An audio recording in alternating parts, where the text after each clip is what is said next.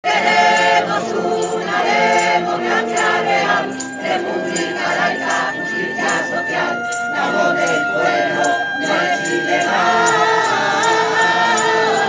Queremos una democracia real, república laica, justicia social, que brille el sol, felicidad.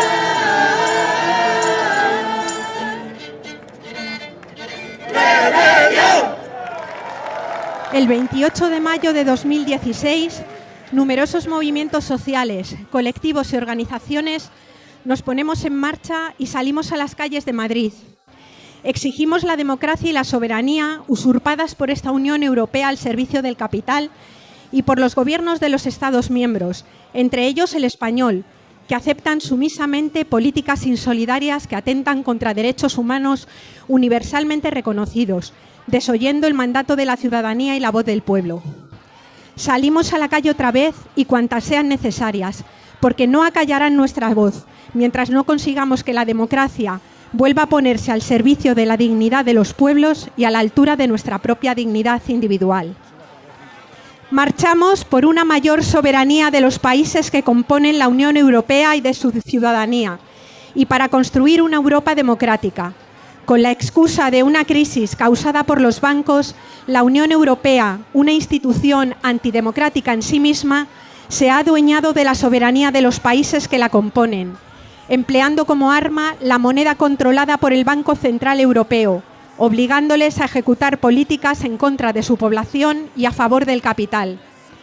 Marchamos contra los abusivos acuerdos comerciales como el TTIP, Tratado Transatlántico de Comercio e Inversiones, entre Estados Unidos y la Unión Europea, el CETA, el TISA, que supondrían un mayor permanente recorte a nuestros derechos y someterían a la ciudadanía al yugo y control exclusivo de las grandes corporaciones económico-financieras.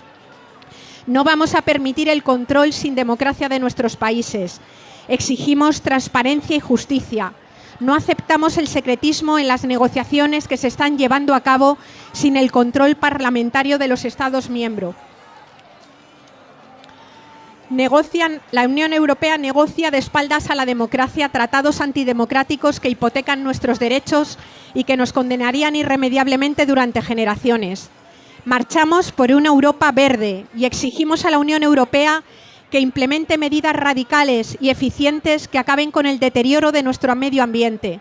Exigimos a los Estados miembros que cumplan con los compromisos adquiridos en las cumbres internacionales para reducir sus emisiones de CO2 y poner freno al calentamiento global. Marchamos también contra los paraísos fiscales y exigimos a la Unión Europea que acabe con ellos y que persiga y penalice duramente a los evasores. Se puede hacer si hay voluntad política para hacerlo.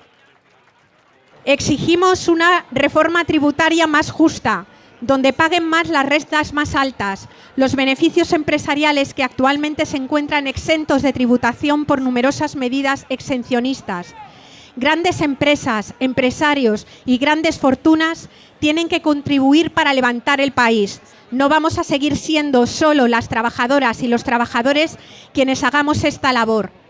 Marchamos contra el olvido de todas las personas enterradas sin dignidad en las cunetas, ocultas todavía y contraviniendo los acuerdos firmados por el Estado español sobre delitos de lesa humanidad y desaparición forzosa de personas. Marchamos contra las políticas impuestas por la Unión Europea y exigimos el fin del austericidio y de los recortes impuestos por la Troika, porque nos están ahogando con una deuda soberana y legítima que en su origen era de los bancos, priorizando su pago a cualquier gasto social y llegando a sumir a pueblos como el griego en la esclavitud. No pagamos una deuda ilegítima, ilícita, odiosa e insostenible, que no nos corresponde a los ciudadanos y a las ciudadanas pagar. Marchamos contra el gobierno español, que se ha convertido en el campeón de los recortes y en líder de las políticas de la degradación del bienestar, gracias a la vergonzosa modificación unilateral de la Constitución, que blinda el pago de una deuda ilegítima que han colocado por encima de las personas, por encima de los derechos universales y de las necesidades básicas. El artículo 135 prioriza y asigna nuestros presupuestos al pago de la deuda, antes que destinarlos a financiar los derechos recortados en pensiones, sanidad, educación o el acceso al agua, a la vivienda y a la energía con independencia de la capacidad económica. Exigimos el fin de las privatizaciones de los servicios públicos y la reversión de los procesos privatizadores, porque otra política económica es posible, una política al servicio de las personas y no de los poderes financieros. Marchamos contra los desahucios y por los cientos de miles de familias que han perdido su casa. La vivienda es un derecho indiscutible y no hay nada más inhumano que desalojar a una familia de su hogar, solo para alimentar la voracidad insaciable de unos banqueros sin escrúpulos.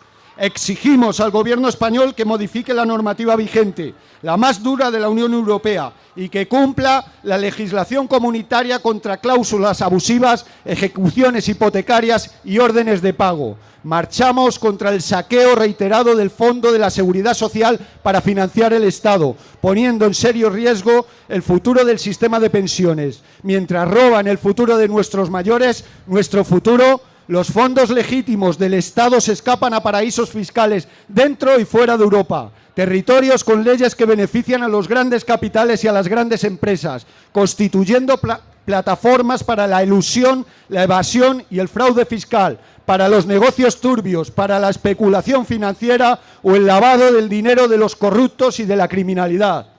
Marchamos contra las reformas laborales que han aprobado y permitido cientos de ERES y la sustitución de empleos fijos con derechos por empleos temporales, precarios y sin futuro.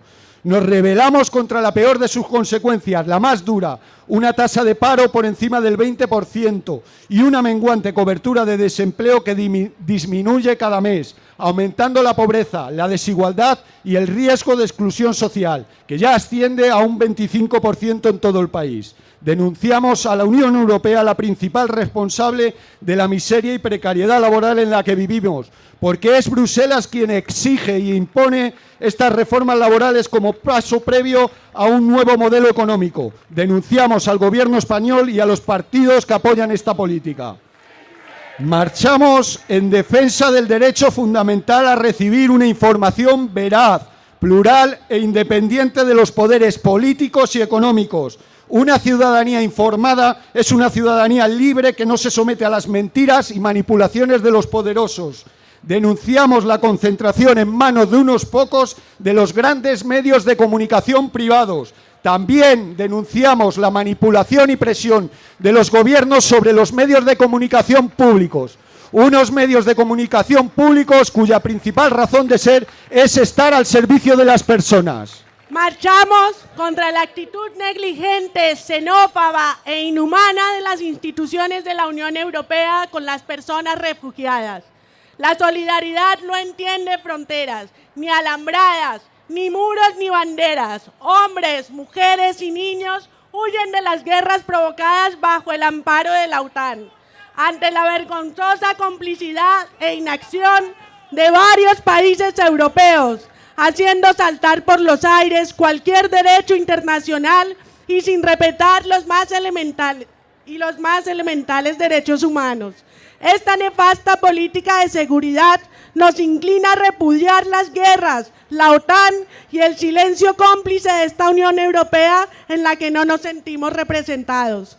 Marchamos contra el exilio obligado de nuestros jóvenes, empujados a emigrar, descapitalizando al país de su experiencia y su conocimiento.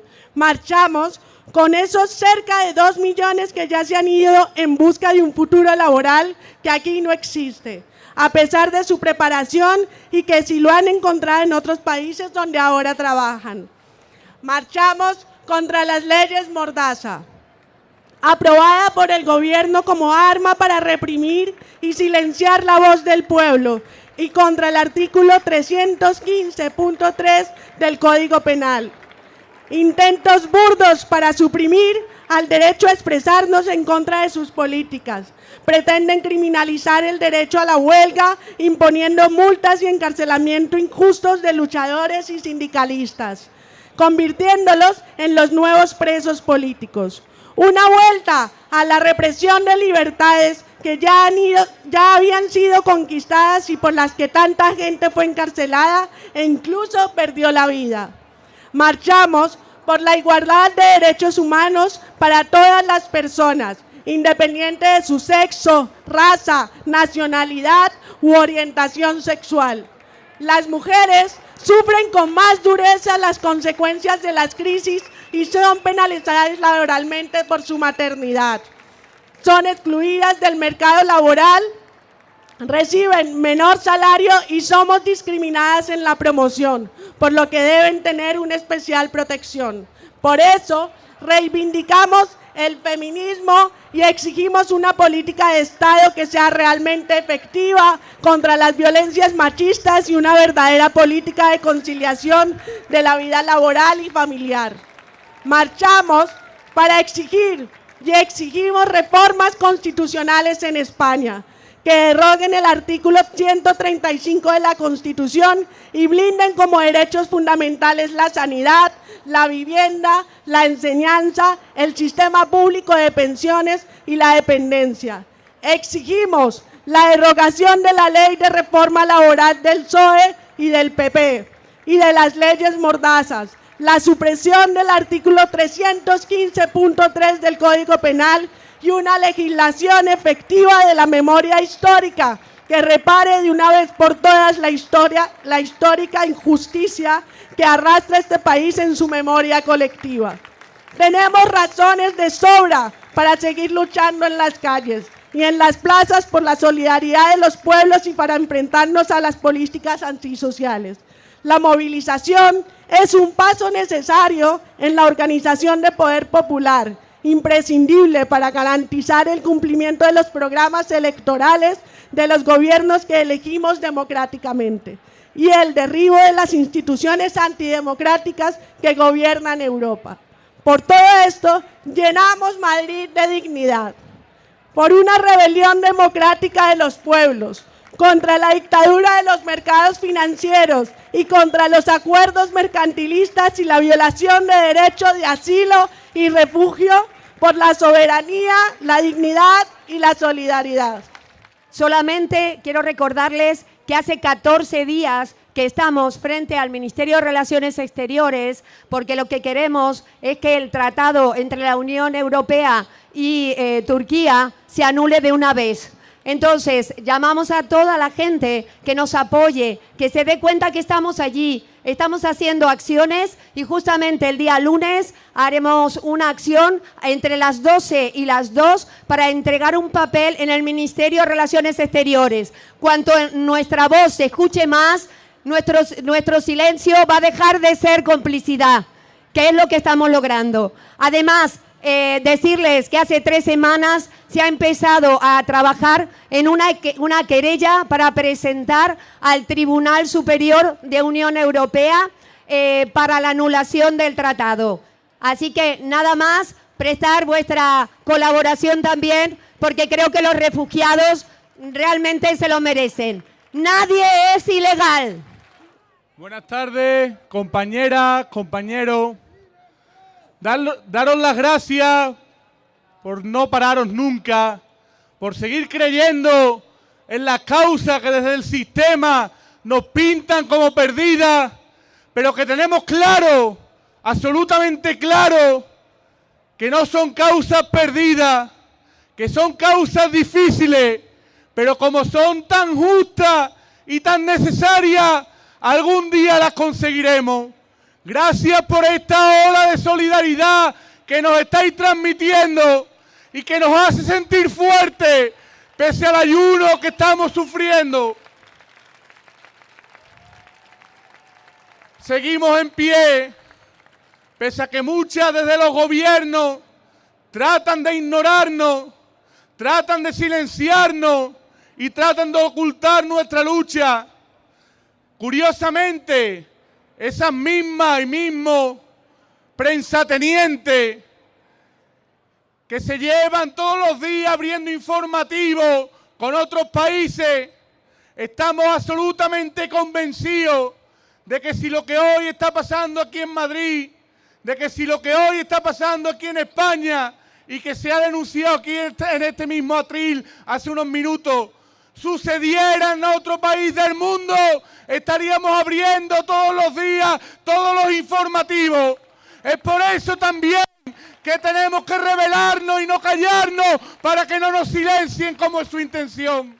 Creemos que es una aberración, que es una puñalada en el corazón de la democracia cada segundo, cada minuto que Andrés Bódalo está en prisión, porque se ha visto desamparado, se encuentra en una situación de indefensión jurídica y personal, y creemos que en un Estado que se considera de derecho, garante de las libertades del ser humano, no se puede consentir que haya un preso como Andrés Bódalo que se haya visto negado de su derecho a recurrir en segunda instancia ante el Tribunal Supremo.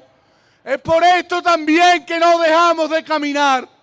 Es por esto que consideramos que hay que seguir luchando, hay que seguir caminando, porque los derechos, las libertades, los valores, no nos los regaló nunca nadie. Nunca nos vino nada bueno desde arriba. Lo único bueno que viene desde arriba es la lluvia, y porque antes sufrió un proceso de evaporación. De esta misma forma, si queremos conseguir cambiar las leyes injustas que nos oprimen, que nos someten y que intentan humillarnos como personas, no tenemos otro camino más que el que estamos haciendo. La lucha pacífica, solidaria, no violenta y en la calle, con un compromiso inquebrantable con la ciudadanía. Estamos en el Madrid profundo, en el Madrid del corazón solidario, que consiguió los derechos y las libertades que hoy día nos quieren robar. El Madrid del no pasarán. El Madrid que late y siente como uno solo ante la injusticia y que no consiente que haya personas sin techo mientras hay casas vacías, que no consienten que gobierne la democracia quienes nunca creyeron en ella, y que estamos convencidos que entre todas y todos vamos a conseguir la victoria que nos llevará al pueblo, a la salvación del pueblo, porque solo el pueblo salva al pueblo. Por una rebelión democrática de los pueblos de Europa. En el Matadero, en la nave Terneras, continúa la jornada de lucha. A las 15 horas, comida solidaria. A las 16:30 horas, representación parcial de El crepúsculo del ladrillo, ópera bufa en tiempos de crisis, por la Solfónica. A las 17 horas, documental, Comprar Europa. ¿Quiénes son los ganadores y perdedores de la crisis del euro? Centrémonos en la pregunta, ¿qué Europa queremos? A las 18 horas, mesa redonda, la Europa actual, con Yayo Herrero, Adoración Guamán, alumnos de los colegios Montserrat, Hipatia y Lourdes. Presenta Ton Cuchart. Nacimiento de la Unión Europea. En 1951, Alemania, Francia, Italia, Países Bajos, Bélgica y Luxemburgo formaron la Comunidad Europea del Carbón y del Acero, que se llamaría la CECA. En 1957 se hace que la CECA pase a ser la Comunidad Económica Europea. En 1965 se fusionan estas tres comunidades europeas y pasan a ser la Comunidad Europea y el Consejo Europeo. Esto sería lo que en el siglo XVIII Kant pensaría como la paz perpetua. Los derechos y libertades de la Carta de Derechos Fundamentales de la Unión Europea son básicamente la dignidad, la libertad, la igualdad, la solidaridad, los derechos de los ciudadanos y la justicia. Esto se resume a una libertad plena en la cual tú puedas elegir equitativamente sobre distintas opciones, en la cual ninguna de ellas estaría en juego tu dignidad y todas serían justas. Estos saldrían de diferentes tratados que habla Kant en la paz perpetua. Aunque esto debería ser bastante claro y lógico para los dirigentes de Europa, muchos políticos ahora mismo lo ignoran. Y aunque ellos mismos, bueno, sus predecesores, firmaron este tratado, ahora mismo ellos pasan de él. Entonces, nosotros queríamos hablar sobre algunos de los que más nos han llamado la atención y que ahora mismo se infravaloran o básicamente no se están llevando a cabo. Bueno, el artículo 1 dice que tienes que respetar todos los derechos humanos. El artículo 2 es el derecho a la vida. El derecho a la vida de toda persona está protegido por la ley. Nadie podría ser privado de su vida intencionadamente, salvo una ejecución de una condena que imponga la pena capital dictada por un tribunal, etc. El artículo 3 prohíbe la tortura. Aunque en muchos países ahora mismo la tortura siga vigente, en Europa supuestamente este es un derecho que debería cumplirse y muchos europeos lo ignoran. Artículo 5. Derecho a la libertad y a la seguridad. Artículo 6. Derecho al proceso equitativo. Artículo 9. Libertad de pensamiento, de conciencia y de religión. Artículo 10. Libertad de expresión. Artículo 11. Libertad de reunión y asociación. Artículo 14. Prohibición de discriminación. Estos serían básicamente la libertad de escuchar y de ser escuchado, de la cual habla la polis griega. En el artículo 16 dice expresamente que los 3 últimos artículos de los que ha hablado tienen que ser llevados a cabo. Y ahora mismo muchos países los están ignorando. Un ejemplo claro es en Polonia, el político polaco que dijo: los refugiados nos traen enfermedades.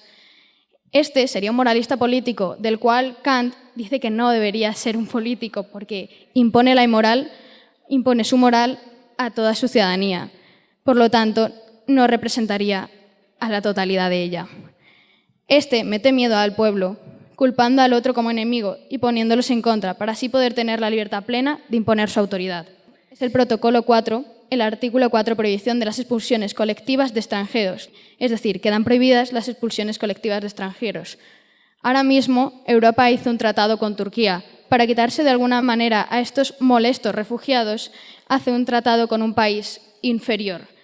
Y así quitarse de encima los molestos refugiados que económicamente no les vienen bien. Esto dificultaría la paz perpetua de la cual habla Kant, dado que un Estado se pondría superior a otro. Y el que ya he hablado, pero quería hablar expresamente, es el protocolo 12, artículo 1, prohibición general de la discriminación. El goce de los derechos reconocidos por la ley ha de ser asegurado sin discriminación alguna, especialmente por razones de sexo, raza, color, lenguaje, religión, opiniones políticas, etc. Nadie podrá ser objeto de discriminación por parte de una autoridad política, especialmente por los motivos mencionados en el párrafo 1. Ahora mismo, Hungría, Polonia, muchos países del este están haciendo marchas en la cual su lema es Refugees No Welcome, y supuestamente en el firmado que trataron sus representantes ahora mismo estarían incumpliendo uno de los derechos básicos. Una vez os ha nombrado mi compañera todos los derechos que firmó la Unión Europea en su día, yo venía a deciros todos los derechos que hoy en día se incumplen, por mucho que fueron firmados por todos los países integrantes de la Unión Europea. El primero que habíamos querido destacar es que todas las personas tienen los mismos derechos y libertades independientemente de su género, religión o color o raza. En cambio abajo tenéis un ejemplo de Aisha Ibrahim, que fue asesinada por haber mantenido relaciones sexuales con un hombre, mientras que anteriormente había sido violada 3 veces. Luego, el siguiente derecho que también queríamos destacar era que todo individuo tiene derecho a la vida, a la libertad y a la seguridad de su propia persona. Pero en el que realmente queríamos pararnos a pensar fue en el 5, que dice que nadie será sometido a torturas ni a penas o a tratos crueles, inhumanos o degradantes. Una vez leímos este derecho, que fue incumplido ya que en 81 países, según Amnistía Internacional, que hizo un estudio, muchas personas sufrieron torturas y demás, pues que habíamos estudiado Kant, entonces nos paramos a pensar y como Kant dijo, cuando una persona se le quita su libertad, en realidad vives en una sociedad en la que no se permite que haya libertad. Y llegamos a la conclusión de que cuando una persona es torturada se le quita su libertad. Entonces vivimos en una sociedad que no te da la libertad que te promete. El séptimo derecho es que todos somos iguales ante la ley, sin distinción de derecho, igual protección de la ley. Vale, aquí queda bastante claro que todos somos iguales ante la ley. En cambio, bueno, queríamos poner un ejemplo bastante claro que creemos que es, por ejemplo, imagínense un puente romano como el que está en Segovia. Bueno, como el que está en Segovia, vale, a lo que queríamos llegar es que en realidad, seas uno o otro, todos nos necesitamos. Es decir, a todos nos tiene que afectar igual la ley y somos realmente iguales. Si falta una piedra, se caen las de arriba, y si se caen las de arriba, se caen todas, porque sabéis cómo es la estructura de un puente. Entonces, a lo que queríamos llegar es que lo único que tenemos diferente entre nosotros en realidad son las responsabilidades. Algunos tienen el cargo de llevar el gobierno y otros barren las calles para que estén limpias, pero realmente somos todos iguales. El último derecho, que creemos que es el más importante y también el más actual, es que en caso de persecución toda persona tiene derecho a buscar asilo y a disfrutar de él en cualquier país. Vale, aquí queríamos destacar que este es el derecho que obviamente afecta a los refugiados, que es el tema más importante hoy en día. Queríamos destacar que en las fronteras, cuando los refugiados quieren entrar en otro país, realmente no están pidiendo, o sea, no te están dando una opción en la que tú puedes decir sí o no. Están reclamando un derecho que todos un día firmamos y que no se está llevando a cabo y que se está incumpliendo. Esto también nos recordó a Kant en La paz perpetua, que cita que él propone la libre circulación por todos los países y que creemos que es lo que se debería de llevar a cabo ahora y que no se está cumpliendo. En la Unión Europea se da más importancia a la economía que a los derechos humanos. Y es que la riqueza que generan los países más ricos de esta Unión, véase Alemania, Reino Unido, Francia, no es un pretexto para que nuestros gobernantes de Europa repartan esa riqueza y creen una cultura de la Unión Europea y de todos los pueblos más igualitaria y más rica, sino que se cree una excusa para que en la competencia del libre mercado y en la globalización actual se pueda competir con las grandes potencias del siglo XXI, como pueda ser China o Japón o Estados Unidos, y entonces nuestra riqueza y nuestra economía sirva para crear desigualdades entre los pueblos europeos, pero para ser más ricos y para que los políticos y banqueros de nuestra Unión pues se quieran poner la medalla. Kant decía que los estados no deben generar deudas intencionadamente entre ellos a otros estados con el fin de provocar desigualdad y grandes intereses. Pues bien, en el conflicto que ya sabemos tuvo Grecia hace escasos meses y durante casi un año, más de un año en su grave crisis económica y financiera, tuvo el conflicto con la Troika, que está formada por la Comisión Europea, CE, el Banco Central Europeo, el BCE, y el Fondo Monetario Internacional. En este ejemplo vemos cómo rápidamente los políticos europeos se reúnen para hacerse cargo de una situación donde un país de la Unión Europea está incumpliendo una deuda que le han generado para resolver una grave crisis económica.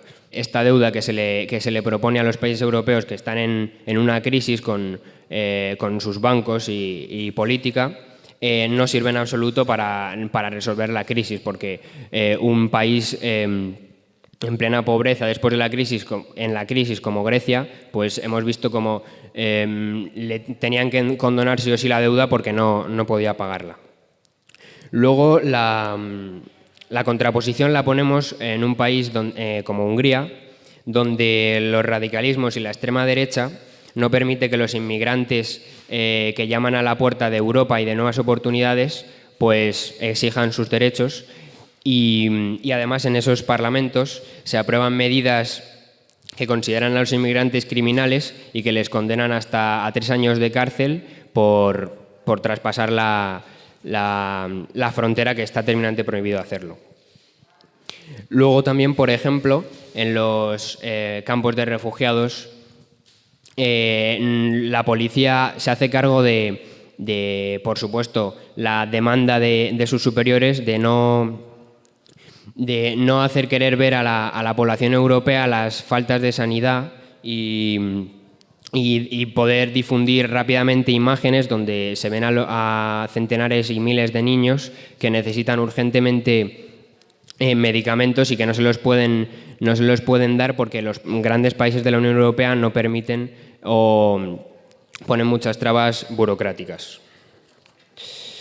Y bueno, para finalizar, el problema que hemos visto gravísimo, los tres, es el de los radicalismos de la ultraderecha que se hacen cada vez más fuertes en esta Unión Europea, donde países como por ejemplo en Austria, el candidato del partido de extrema derecha se ha quedado 30.000 votos de la presidencia y aún así ha quedado con su partido, el FPO, en la tercera fuerza parlamentaria. En Países Bajos, las últimas encuestas dan un 37% de apoyo al líder del partido por la libertad, fascista de extrema derecha. En Polonia y Hungría, Ley y Justicia y Fidesz, Unión Cívica, nacionalistas y xenófobos. En Francia hay una tremenda normalización del Frente Nacional de Marine Le Pen, donde los sondeos de intención de voto llevan tiempo atribuyéndole al aspirante del Frente Nacional, Marine Le Pen, un apoyo de 1/4 del electorado. Y por último, en los países nórdicos hay un mensaje total de antiinmigración de los populistas en los gobiernos escandinavos. La ultraderecha tiene un enemigo declarado, que es la inmigración. Esta suele identificarse con el Islam en los programas de partidos como el PVV en los Países Bajos, el FPO en Austria, en Alemania el AfD o el Frente Nacional en Francia.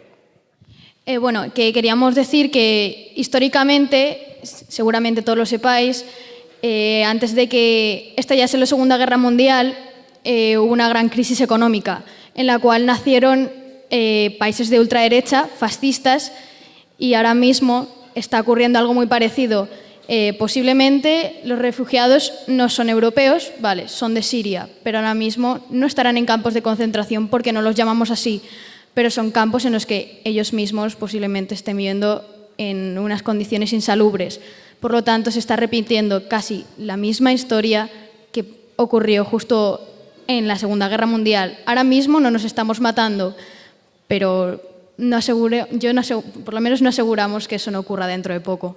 La Unión Europea, como ya hemos explicado en su origen, tenía solo un objetivo económico y comercial para mejorar las relaciones comerciales entre diferentes países, eliminando aduanas y demás, pero poco a poco esta fue creciendo y quiso pasar a ser algo más que una unión simplemente comercial. Quiso llegar también a firmar los derechos que hemos comentado antes, y lo que nos encontramos actualmente es que no se cumplen la mayoría de estos derechos, y sobre todo que creemos que es lo más grave, que se anteponen los problemas económicos, la resolución de estos problemas, a los problemas más sociales, a cumplir los derechos.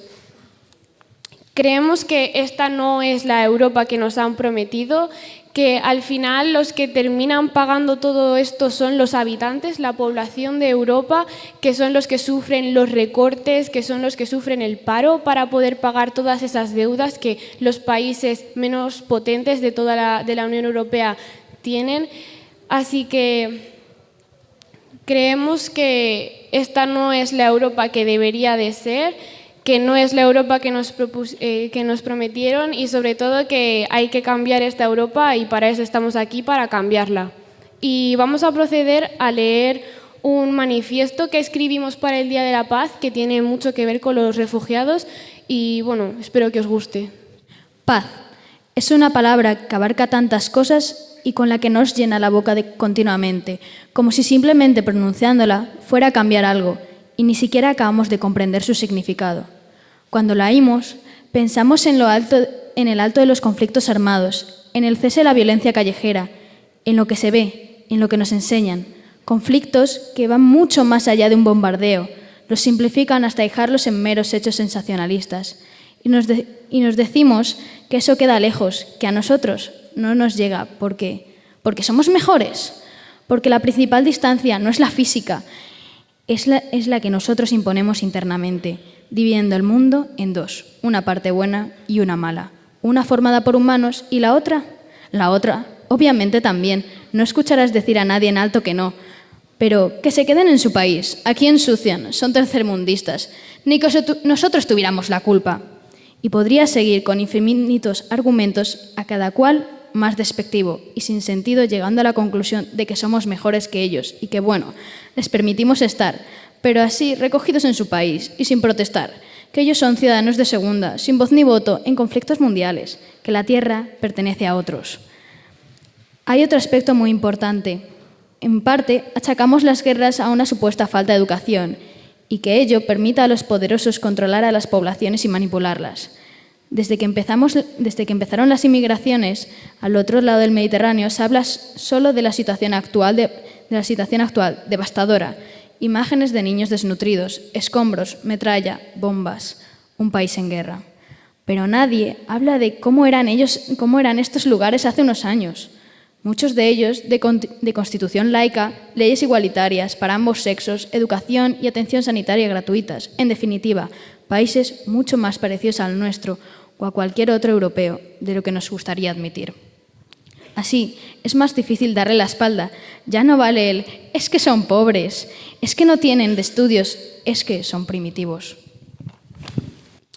Y cuando los refugiados vienen después de días de viaje, en condiciones extremas, llegan a Europa y se encuentran entre la espalda y la pared. Volver al país del que vienen huyendo de las atrocidades de la guerra, o quedarse esperando en la frontera sin casa, pasando hambre y frío porque la ayuda humanitaria no basta. Alcanzar las puertas de los países que se declaran defensores de los derechos humanos, que son los mismos que vendieron armas a quien está destruyendo su tierra y los que mueven el mundo. El estado de bienestar para los de dentro, dirigidos por gente que sabe manejar su dinero pero no tiene humanidad, porque eso no produce beneficios. Llegan al paraíso de la hipocresía, donde se proclama la igualdad a voces, publicidad, anuncios engañosos. Cuando llegan no ven las caras de los defensores del pueblo, que días antes anunciaban por televisión la importancia de la solidaridad nacional, que éramos un gran conjunto. Llegan a los brazos de la violencia más aterradora, la que te degrada como persona. Se les discrimina por el sitio en que nacieron, como si pudiera elegirse, porque han perdido sus medios económicos. Y en todo este vaivén que comienza a agitar el mundo y a despertar voces de protesta, de gente que quiere implicarse y dejar de ser un mero espectador, que ve personas como ellos sufriendo, llegan al 13 de noviembre y todos callan y apartan la vista. Los medios, como siempre, hacen mucho. De repente, todo es hashtag Jesús y París, y el rumor general se puede resumir en dos palabras: putos moros. Perdonadme la expresión. De nada sirve que los terroristas sean franceses y belgas, eso no sale en las portadas. En su lugar aparece ISIS, cuando siglas que dan miedo porque ese es su cometido, y desviamos la atención. Las conciencias que habían comenzado a removerse enmudecen y solo unos pocos quedan gritando al viento que eso no es justo, pero que nadie los oye. Aquí no quieren escucharlos. ¿Es tan fácil culpar a otros? Ellos son los malos y nosotros los buenos, que lo único que hacemos es defender nuestros derechos. Esta bella tierra donde residen los sueños del hombre moderno, el espacio se desdibuja en blanco y negro. Allí no pueden oírnos, sus sentidos están dirigidos al estruendo de la guerra, al eco permanente de misiles que apenas ocupan 10 líneas de la esquina del periódico. No desembarcan en la isla de Lesbos, donde ahora cada cuenta de arena es un sueño roto, ni llegan a las fronteras después de días hacinados en un camión por voluntad propia. Se ven obligados a ello. No vienen a conquistarnos ni a quitarnos el trabajo, vienen para no perder la vida, que en muchos casos es lo único que les queda. Llegan a sitios en donde nada les es familiar. Cambia el idioma, las costumbres, caminan por tierras vacías de recuerdos, de vida en común. En definitiva, cosas que nos que no son cosas y hacen que aunque el paraje sea hostil, lo llames hogar, su identidad les ha sido arrancada, su cultura convertida en polvo y mientras tanto lo único que llega a Europa es el dinero que la tragedia genera. Por eso, en un espacio y en un tiempo en el que solo unos pocos intentan soplar contra el castillo de mentiras, tan débil como uno de naipes, erigido por aquellos que controlan el poder, interesados en crear generaciones de mente plana, adeptos más que ciudadanos, que dan voces con conciencia, que se alzan para quedarse. Por eso declaramos nuestro colegio como tierra refugio, en donde no importa de dónde vengas, porque tú eres una persona y mereces respeto, que una barrera imaginaria no calle tu reivindicación. Nuestro lugar es el mundo. Las fronteras son una inútil intervención para desgajarnos de lo más auténtico de nosotros mismos, pertenecer a la humanidad. Cuando degradan a una persona, nos degradan a todos. Queremos la verdad nacida de la inteligencia, el conocimiento, la reflexión y la solidaridad. Hoy abrimos nuestras puertas a la paz.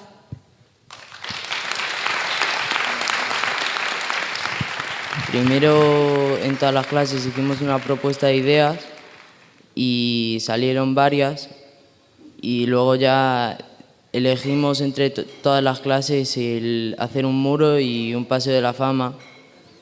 El que tenemos ahora ya es el muro, que está justo enfrente de primaria. Este muro es un muro contra muros y tiene el carácter simbólico de muchas personas que están, por ejemplo, en Siria, Palestina, que no pueden salir de su país por los bombarderos que hay y todo.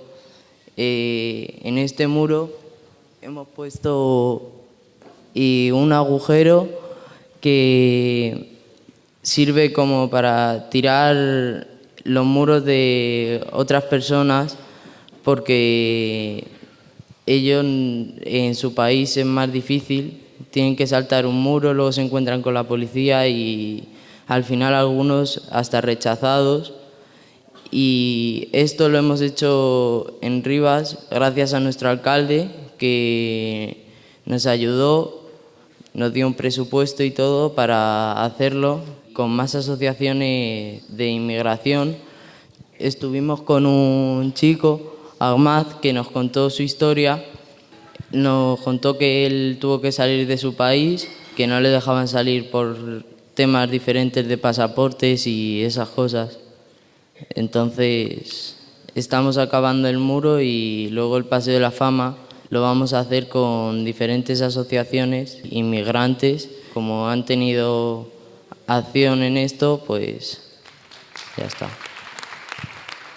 Nosotras, de primero de la ESO, os venimos a presentar nuestro proyecto solidario con el fin de recaudar fondos para el pueblo sirio, que es un pueblo que está pasando por una situación muy difícil y no solo los refugiados, sino las familias que están luchando cada día para sobrevivir a la guerra. Bueno, la idea surgió de ciertas actividades que realizamos un día y bueno, pues sobre el tema de los refugiados y todo lo que está pasando en Siria.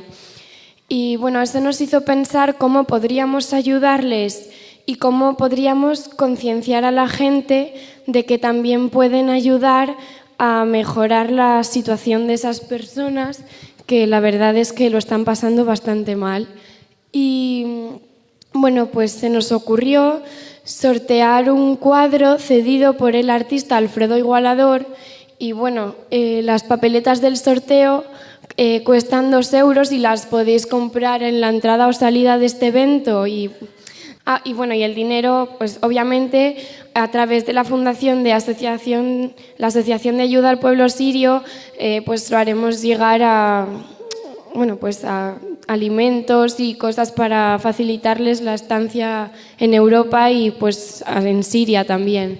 Pues los alumnos de cuarto de la ESO, voluntariamente un grupo, fuimos a Vinateros en Moratalaz, a un local de la Organización de Ayuda al Pueblo Sirio, a organizar cajas con comida y ropa para poder enviarlas. Amer, que es el señor que estaba allí, nos explicó que ya varios países habían comenzado un proyecto que se llama la manta de la vida, que eran mantas tejidas a mano que luego se enviaban a Siria. Y pues la experiencia fue muy buena porque es reconfortante saber que la pequeña ayuda que tú haces para ellos es mucho, entonces pues te sientes muy bien.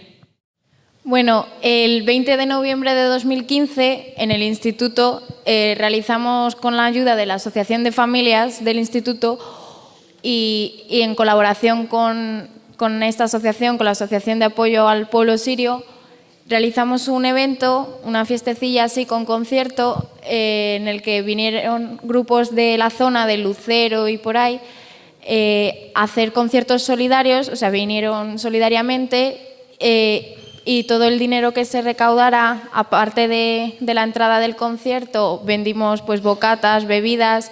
Un grupo de alumnos estuvo voluntariamente haciendo chapas y vendiéndolas también. Y todo el dinero que se recaudase esa tarde era íntegramente para esa asociación, para poder pues realizar todo lo que ha estado comentando mi compañera y muchas otras cosas. Entonces, con este tipo de cosas lo que demostramos de alguna manera es que no hace falta hacer grandes cosas para poder ayudar, que ya ves que yo, por ejemplo, estuve haciendo chapas, pues con hacer chapas estuve ayudando a todo el pueblo sirio.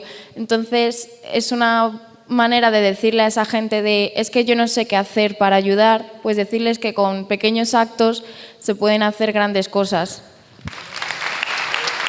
Estáis involucrados no solo políticamente, sino también emocionalmente en este tipo de procesos. Estamos hablando de guerras, estamos hablando de conflictos que tienen que ver con los gobernantes de nuestros países y ojalá pronto os veamos organizando manifestaciones, todos los institutos, colegios de Madrid, como hicimos en el año 2003, ¿no? Contra la guerra de Irak.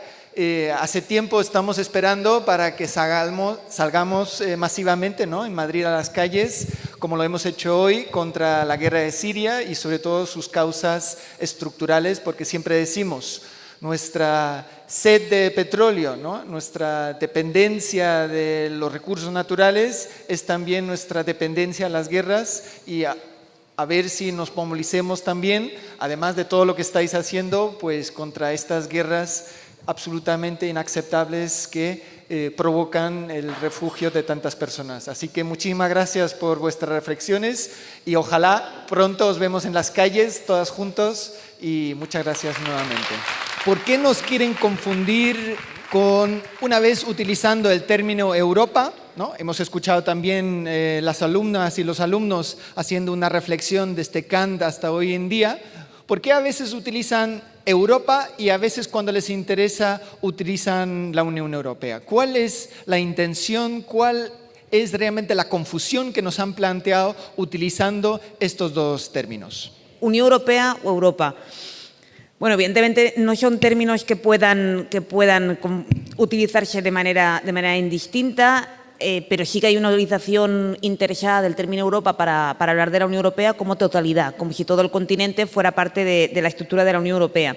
Además, hay una utilización del término Europa como una especie de mito. Es decir, actualmente vivimos en un momento, fundamentalmente en el Estado español, en el que la gran mayoría de la población sigue pensando que Europa o la Unión Europea, con esta confusión interesada, es un sinónimo de democracia, es un sinónimo de bienestar social y es un sinónimo de incluso Estado social. Este mito, que deriva de la manera en la que el Estado español entró en las comunidades europeas, ha sido y es uno de los principales hándicaps que tenemos para construir contrahegemonía y para construir un discurso crítico con la Unión Europea. Y creo que es justo el objetivo que nos planteamos cuando montamos el Plan B, cómo conseguir que mediante la movilización y mediante la educación a través de encuentros y de unión de activistas, cómo conseguir desenmascarar este mito de Europa y realmente evidenciar que lo que se está haciendo en la Unión Europea, que no en Europa, está provocando la disposición de las mayorías sociales y que la actual Unión Europea es el instrumento más acabado contra el Estado social. Pues de forma complementaria a lo que planteaba Adoración, cuando a uno se le nombra un territorio, se le nombra un país, se nombra Europa, la cabeza se le va inevitablemente al territorio y a los pueblos que viven en él, ¿no? Esa es la Europa en la que nos reconocemos, la Europa donde vive gente, la Europa de las diferentes culturas, la Europa que se vive como un territorio que es único, pero donde a la vez está la singularidad de todas las personas que viven dentro, ¿no?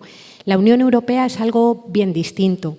La Unión Europea es un proceso en el que se ha construido una unión fundamentalmente económica y monetaria y donde prácticamente desde su misma constitución, desde sus mismas bases, desde sus mismas esencias, lo que ha primado ha sido de alguna forma la posibilidad de construir un territorio económico fuerte que pueda seguir consolidando un modelo de crecimiento que se basa fundamentalmente en el saqueo, en la extracción de recursos naturales, de bienes y también en el uso de la capacidad de trabajo de muchas personas que vienen de otros territorios, ¿no?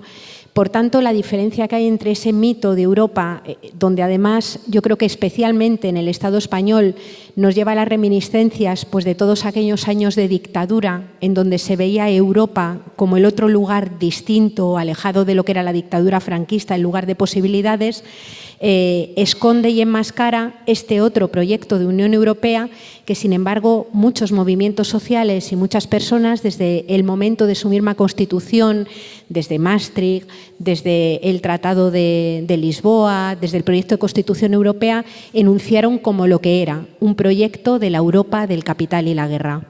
¿Es el mundo al revés? ¿Cómo es posible que de repente el discurso más fuerte contra ese proyecto europeo que tanto sufrimiento ha causado, como lo habéis descrito ahora, es el que casi gana unas elecciones presidenciales en Austria, que fue uno de los países más europeístas, ¿no?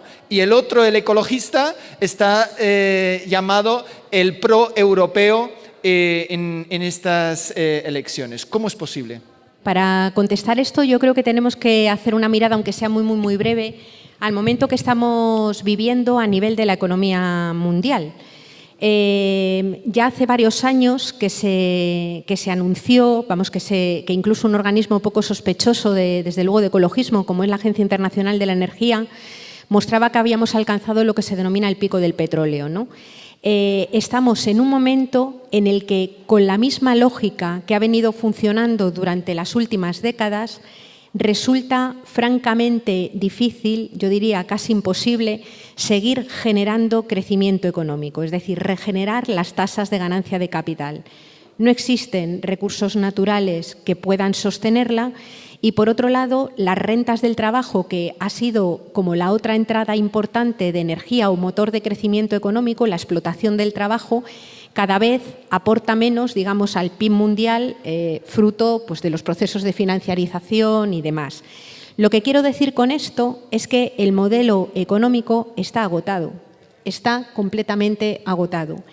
Y nos encontramos entonces ante una coyuntura en la que o asumimos esa crisis de modelo económico y pensamos en otro metabolismo diferente que pasa necesariamente por un reparto radical de la riqueza, o lo que sucede es que afloran y toman fuerza propuestas de corte neofascista, que son propuestas que lo que dicen es que hay personas, hay pueblos, hay gente que por estar amparada por el poder económico, político y militar puede seguir sosteniendo sus estilos de vida a costa de que más gente quede fuera. Estamos viviendo en todos los países europeos una enorme polarización entre sectores neopopulistas y fascistas que defienden seguir manteniendo los mismos modelos, pero solamente para una parte de la población, y entre otros sectores que lo que plantean es que es necesario abrir el campo y pensar en una reconversión de ese modelo que pasa necesariamente por el reparto de la riqueza, ¿no? Esa polarización la vemos en Alemania, la vemos en Francia, la vemos en Austria, y yo creo que marcan de forma clara pues, el futuro político para los próximos años, en donde nos vamos a tener que debatir en ese modelo polarizado extremo entre la tremenda injusticia y la barbarie y la posibilidad de construir una cosa diferente. Se nos ha creado un imaginario en el cual la Unión Europea era sinónimo de democracia, y este imaginario se sigue creando hasta el punto, y lo digo como anécdota, si miramos la página web con la que actualmente está conmemorando los 30 años de España en la Unión Europea, vemos que relatan con dinero público, la Comisión y el Estado español relatan cómo ha sido la entrada a la Unión Europea. Y dice la siguiente frase: en los años 60, cuando España se estaba abriendo y el gobierno español estaba abriendo hacia la democracia, en los 60 se envían a negociar a Europa y empiezan negociaciones con Europa. Claro, esta es la imagen de España desde los 60. Claro, evidentemente es una reinterpretación aberrante de nuestra historia. Eso sigue pasando, se nos sigue bombardeando con el mito de la Europa democrática. Por tanto, el primer problema para la izquierda es ese. Y el segundo problema es el discurso. Evidentemente, yo creo que hay dos tipos de crítica a la Unión Europea. La crítica aprovechada, banal, populista, en el sentido que hace la extrema derecha. Es decir, en realidad la extrema derecha no está criticando el proyecto europeo como tal. En realidad, como ha dicho Yayo, lo que está diciendo es quiero un proyecto excluyente que excluya al otro, identifico a la Unión Europea como el enemigo común, afirmando que hace lo que no hace, porque la Unión Europea, desde luego, no está abriendo fronteras, la Unión Europea, desde luego, no está generando solidaridades, pero lo utiliza como enemigo común para generar una suerte de rechazo que le reporta votos. La crítica desde la izquierda, evidentemente, es mucho más compleja. Nosotros criticamos a la Unión Europea desde el internacionalismo, desde la solidaridad, desde la voluntad de construir estructuras solidarias supranacionales que nos lleven a este reparto de la renta, la riqueza y la construcción de alternativas contrahegemónicas, y, por tanto, es mucho más complicado construir un proyecto sobre eso, teniendo en cuenta que, además, hay que plantear alternativas a esta estructura de la Unión Europea, que como tal, y luego podremos hablar de eso, hay una duda existencial. La Unión Europea genéticamente puede ser modificada. Es decir, en esta Europa, ¿podemos creer que es posible reformar esta Europa o tendríamos que desarmar todo el modelo para poder pensar en otra cosa? Y esto es algo en lo que las izquierdas no nos hemos puesto todavía de acuerdo, ni siquiera con la moneda. Por tanto, creo que las dos críticas son muy distintas, una mucho más sencilla que la otra, y que actualmente esto no quita realmente que creo que desde la izquierda sí que es cierto que nos hemos centrado en una crítica quizá más a nivel estatal, y durante un tiempo puede que nos hayamos olvidado de la crítica más dura a la Unión Europea. El 23 de junio hay un referéndum en el Reino Unido donde se pregunta si la población prefiere que el Reino Unido se quede dentro de la Unión Europea o si se salga de la Unión Europea. ¿Dónde os situaríais en esta campaña en el Reino Unido? Yo no la plantearía así aquí. Yo creo que las situaciones no son comparables, entonces yo, si tuviera que plantearla aquí, no diría sí o no a la Unión Europea, es decir, me salgo o me quedo. Creo que esa no sería una solución factible para nuestra realidad. Yo creo que la solución sería otra: me quedo, bloqueo y si quieren que me tiren, que es otra solución completamente distinta y mucho más fácil de trabajar y de llegar a consensuar. En el Reino Unido, como tú lo has dicho, hay una polarización total entre los que optan por una cosa o por otra. El Brexit está provocando rupturas en el seno de familias de la izquierda y rupturas en el seno de familias de la derecha. Si podemos posicionarnos por olfato, por ejemplo, hay una cuestión clara: Obama está haciendo campaña por el no, Merkel está haciendo campaña por el no, Tusk está haciendo campaña por el no. Evidentemente, los intereses económicos apoyan fundamentalmente el no. ¿El sí puede desestabilizar la Unión Europea? Bueno, podría desestabilizarla, pero tenemos que tener en cuenta que el Reino Unido siempre ha sido un outsider. De hecho, si miramos la historia de la construcción de la Unión Europea, el Reino Unido siempre ha sido una de las piezas más complicadas a la hora de generar acuerdos, y en materia social el Reino Unido siempre ha sido quien ha puesto más trabas a los pequeños acuerdos que han existido en materia social a lo largo de la historia de la Unión Europea. Y dado que no está en el euro, bueno, las consecuencias del Brexit para lo que es la Unión Europea puede que no sean tan graves. Ahora, del Brexit para la situación del Reino Unido a nivel económico, sí. Esto podría potenciar otro tipo o dar algún tipo de balón de oxígeno a una izquierda que se está reconstruyendo en el Reino Unido, que podría reconstruirse de mejor manera fuera de la Unión Europea. Ellos dicen que también. Por tanto, yo allí el debate es mucho más complejo. Yo aquí no plantearía esa pregunta de esa manera. El proyecto de la Unión Europea, esta Unión Europea, es absolutamente irreformable, y es un proyecto de Unión Europea que de forma inevitable conduce a una situación de verdadero colapso, de desigualdad y de polarización entre neofascismos y bueno, otras cosas que puedan surgir, ¿no? Por tanto, emocionalmente, a mí lo que me pide el cuerpo es salir de la Unión Europea. ese es el asunto, ¿no? También pensando, por ejemplo, en lo que sucedía en Grecia. Ahora bien, yo creo que ahora mismo, incluso cuando sucedía cuando estaba todo el debate de Grecia, con toda la humillación y el sometimiento que impuso la Troika, la cuestión es qué planes B hay dentro de los países, ¿no? Es decir, uno se puede plantear salir del euro si tiene un plan B o si tiene una propuesta, digamos, de cómo ser capaz de reproducir fundamentalmente la economía y la política saliendo de ese marco de Unión Europea. Lo que sucede ahora mismo, y esa es una cosa que tenemos que reflexionar de forma importante, es que hoy todos los países de la Unión Europea, sobre todo los que se consideran más enriquecidos, son países cuyo principal déficit no es el de la deuda, es el déficit territorial. Si ahora mismo la valla que se le pone a las fronteras de España, igual que cualquier otro país de la Unión Europea, no dejaran entrar energía, no dejaran entrar materiales y no dejaran salir residuos, aquí durábamos 2 semanas. Por tanto, para plantearnos la posibilidad de vuelta a las dinámicas de un territorio, digamos, del Estado-nación o incluso un marco más pequeño, necesitamos darle la vuelta completamente a un metabolismo económico que solo se sostiene con cargo al resto del mundo, ¿no? Si a esto le añadimos un problema como el del calentamiento global, que en concreto en el territorio español, por ejemplo, afecta y va a afectar de una forma grave, nos damos cuenta de que hoy no es posible salir de las crisis estructurales que tenemos si no es sumando fuerzas con muchos otros colectivos. Por tanto, yo creo que necesitamos una construcción de proyectos políticos que van más allá de las propias fronteras que tenemos, que por una parte respeten las soberanías locales, y cuando digo locales me refiero incluso a por debajo de los Estados-nación actuales, la del propio Estado-nación, pero necesitamos esas construcciones solidarias e internacionales. Por tanto, la respuesta sería, desde el punto de vista de esta construcción del proyecto de Unión Europea, yo creo que tendría que ser desmantelada de forma progresiva, pero necesitamos pensar en otros proyectos de construcción con los países del norte de Europa, con los países europeos, para abordar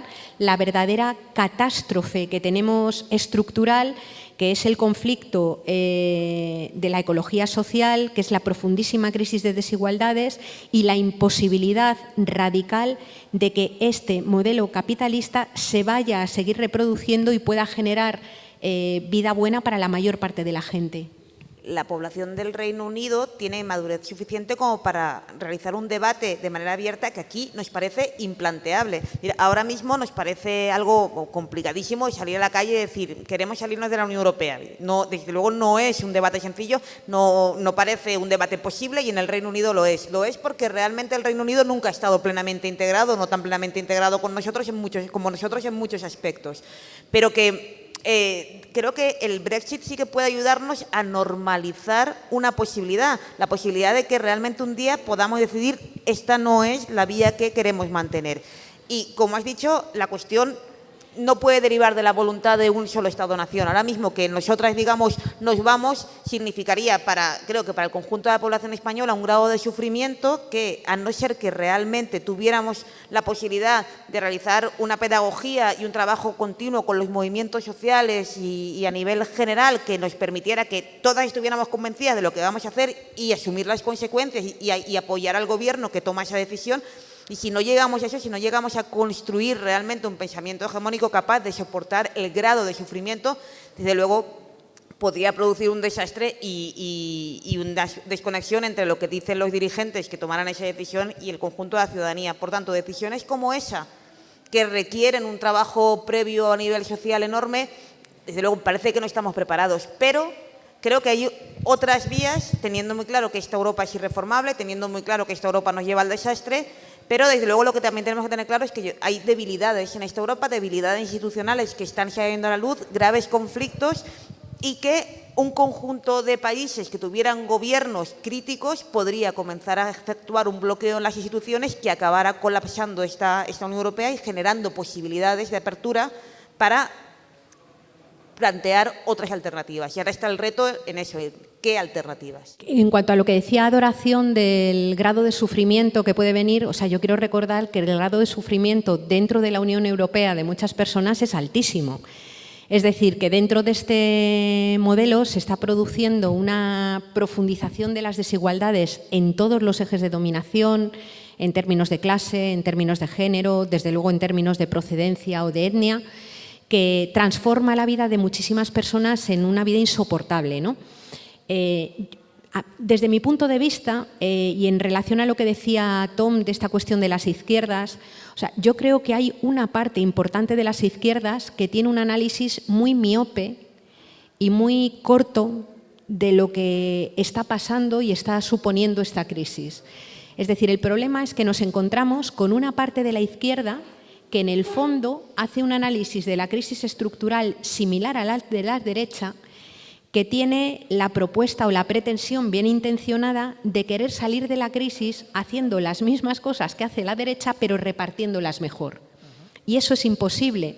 Es decir, cuando nos encontramos con propuestas de corte neokeynesiano, con propuestas de volver a hacer crecer la economía con la misma lógica, dices, si no es posible. O sea, Piketty, no sé si lo leísteis, cuando, bueno, en su libro y cuando estuvo haciendo una serie de entrevistas por España, la última vez que estuvo por aquí, señalaba que el conjunto de los países enriquecidos se tenía que acostumbrar a vivir con crecimientos del PIB que oscilaban entre el 1 y el 1,5%, crecimientos mucho más cortos con respecto a momentos anteriores. Y decía, y esas tasas de crecimiento del 1 y del 1,5 siempre y cuando se descubran nuevas fuentes energéticas, ¿no? Porque si no, será imposible mantenerlos. Desde mi punto de vista, una izquierda que no sea capaz de entender que con esta lógica tan empleocéntrica, tan del extractivismo y tan de la llamada producción, no va a ser posible generar crecimiento económico, lo que hace con buena intención es seguir apuntalando el sistema e imposibilitar y agudizar las crisis. Y yo creo que ese es un problema central que tenemos, que por ejemplo en el análisis de las CUP está mucho más desarrollado. Las CUP es uno de los movimientos, por ejemplo, que esa parte de déficit estructural y de crisis estructural la tienen más desarrollada y por tanto es capaz de establecer un modelo de organización que reconoce lo local como un espacio básico y la necesidad de la relocalización de la economía, a la vez que construimos instancias organizadas y con otros propósitos diferentes, ¿no? Yo creo que hay una buena parte de la izquierda que no puede llegar a estas conclusiones ni puede hacer estos análisis porque los ignora. Adoración, tenemos en cuenta algunas de las cuestiones que plantea Yayo. Es imposible volver a estos escenarios de pleno empleo si no hay un cambio radical en esta percepción sobre este tema. ¿Por qué hay tanta énfasis en el trabajo asalariado y, por ejemplo, sobre los trabajos de los cuidados hay tan poca reflexión o reivindicación o movilización? Fantásticamente has dicho, hay una miopía con respecto a la Unión Europea y con respecto a la necesidad de construir alternativas y la imposibilidad de seguir repitiendo modelos agotados, ideas fracasadas que desde luego no van a ser el futuro. Coincido contigo en que las CUP y otros movimientos han hecho un análisis ya no desde la soberanía territorial, ya no estamos hablando de como soy independentista o hago un análisis de la soberanía territorial, no, están haciendo un análisis también desde la soberanía como capacidad de decisión y de dignidad propia, como capacidad de decidir sobre mi vida, porque hay algo que hay que repetir. La Unión Europea no tiene competencias sobre todos los ámbitos, por ejemplo, en mi campo, sobre todos los ámbitos, le voy a poner un poco más jurista, sobre todos los ámbitos de decisión y de legislación en absoluto. La Unión Europea tiene competencias sobre lo que el Estado español le cede competencia. Esto es en términos, digamos, en el papel, pero de facto lo que está haciendo la Unión Europea desde hace muchísimos años y en especial desde 2008 es usurpar las competencias e intervenir a los Estados. Y actualmente el grado de empobrecimiento se ha multiplicado porque la Unión Europea ha intervenido las competencias legislativas en materia social de los Estados miembros y actualmente nuestros parlamentos no deciden materia social. Voy a la cuestión.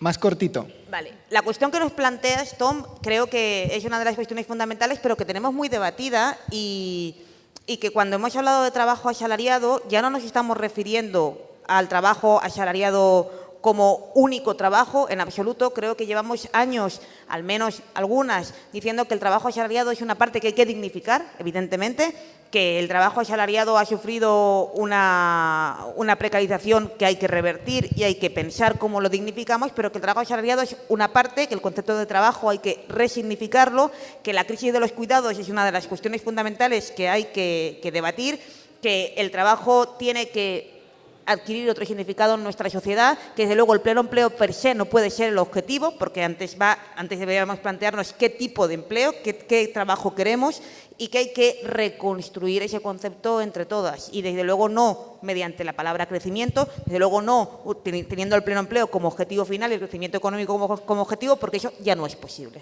¿Cómo meter un plan B para Europa en relación a la lucha antipatriarcal?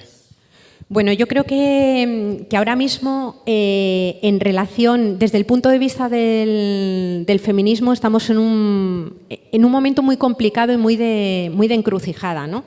Si os fijáis, en buena medida, todas las políticas de recorte, ahora me refiero al Estado español, pero son políticas que han sido forzadas también por la dinámica de la Troika y han estado en otros países, han impactado de forma clarísima en la vida cotidiana de las mujeres. Es decir, cuando se recorta en becas de comedor, cuando se recorta en escuelas infantiles, cuando se recorta en la raquítica ley de dependencia que teníamos, lo que resulta es que esos trabajos que se cubrían con dinero público y que atienden las necesidades de las personas más vulnerables desde el punto de vista de la imposibilidad de realizar el autocuidado de su propio cuerpo, pasan a realizarse en las casas, ¿no?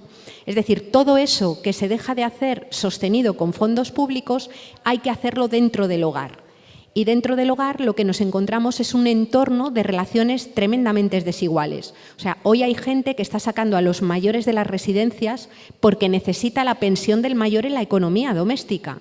Y ese trabajo que deja de hacer personas asalariadas en una residencia lo hace mayoritariamente mujeres dentro de las casas. Por tanto, se establece una desigualdad enorme. Si vamos a nivel, es decir, si consentimos que se terminen aplicando o aprobando acuerdos como el TTIP, como TISA, básicamente lo que se produce es una liberalización de esos pequeños espacios que son los que van quedando para seguir generando crecimiento económico, para mercantilizar esa parte también del cuidado de la vida cotidiana, que se sitúa o se mercantiliza y, por tanto, se pone fuera del acceso de la mayor parte de la gente que, sin embargo, necesita utilizar esos servicios de cuidados porque sin ellos no se puede vivir, ¿no? Por tanto, se puede derivar una tremenda imposición a las mujeres que se deriva luego simbólicamente en la pretensión de seguir dominando sobre las decisiones que ellas toman sobre sus cuerpos y su propia reproducción y la forma de organizar el modelo, ¿no? Yo ahí sí que creo que el ecofeminismo, acompañado con una visión ecologista que ponga la cuestión de los límites siempre en el centro, tiene propuestas bien interesantes que yo os animaría a conocer sobre la reorganización de los tiempos de trabajo, la necesaria reorganización de los tiempos de trabajo, ¿no? Y simplemente una cuñita última, señalando que yo creo que la gran victoria o lo que ha ganado realmente el capitalismo, aparte del dinero y de la explotación de la gente, ha sido el adueñarse de las formas en las que pensamos y de las formas en las que valoramos un montón de cosas, ¿no? Y yo creo que la disputa del concepto de trabajo es un elemento central que tenemos que hacer ahora. O sea, si al movimiento obrero del siglo XIX se le viera a sindicalistas diciendo que son los empresarios los que crean las riquezas, que se les caerían los palos del sombrajo. Es la mayor cesión simbólica y material que se ha podido hacer, porque la clave organizativa del movimiento obrero era precisamente el hecho de decir: son las personas, su capacidad de trabajo, esa capacidad del ser, de interactuar con otras y con la naturaleza, las que crean la riqueza. Y eso que se hace individualmente, al hacerlo colectivo, es una tremenda fuerza, ¿no?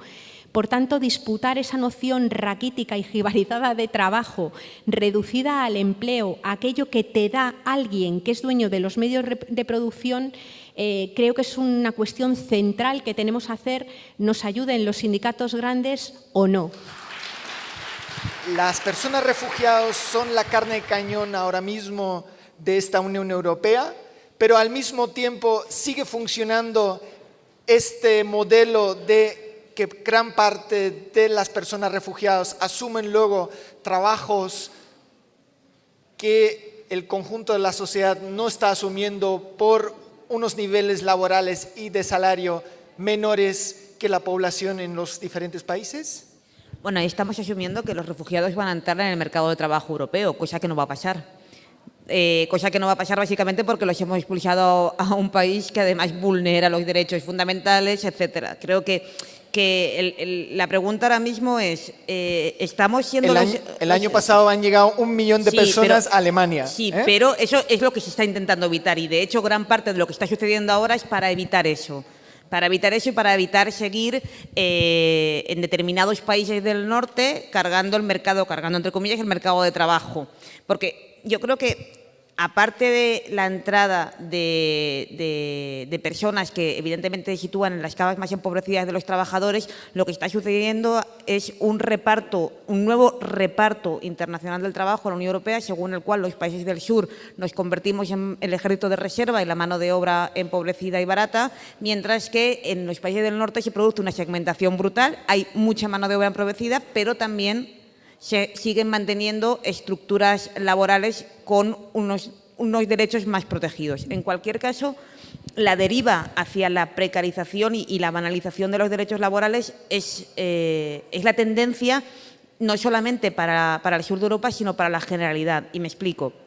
Desde el año 2009, la Unión Europea tiene unos mecanismos que se llaman los mecanismos de gobernanza económica, y entre ellos el semestre europeo.